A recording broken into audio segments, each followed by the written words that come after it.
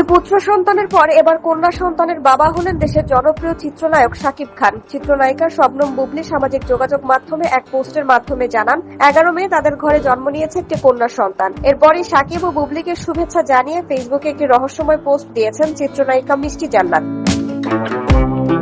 শুক্রবার মধ্যরাতে নিজের ফেসবুক ওয়ালে তিনি লেখেন, কন্যা সন্তানের জন্য অনেক অনেক শুভকামনা। শাকিব খান ও শবনম বুবলীকে অভিনন্দন। তবে এখানেই থামেননি, একটি ইঙ্গিতপূর্ণ কথা উল্লেখ করে মিষ্টি লেখেন, এই বছরে আরেকজনের জন্য অগ্রিম শুভেচ্ছা। তবে এই আরেকজন বলতে তিনি কি বুঝিয়েছেন সে বিষয়ে কিছু লেখেননি।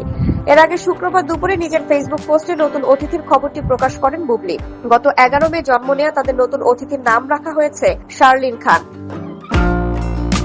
বুবলী লেখেন, আলহামদুলিল্লাহ, মহান আল্লাহর অশেষ রহমতে আমাদের পরিবারে একটি কন্যা সন্তানের আগমন হয়েছে। এই আনন্দের মুহূর্তে যারা আমাদের জন্য দোয়া করেছেন এবং শুভকামনা জানিয়েছেন তাদের প্রতি আন্তরিক কৃতজ্ঞতা। আমাদের মেয়ের জন্য সবার দোয়া কামনা করছি। পোস্টের সঙ্গে একটি ছবি শেয়ার করেন বুবলী, যেখানে নবজাতকের নাম শার্লিন খান উল্লেখ করা হয়। সেখানে শাকিব খান ও বুবলীকে এলিটেড প্যারেন্টস হিসেবেও উল্লেখ করা হয়েছে।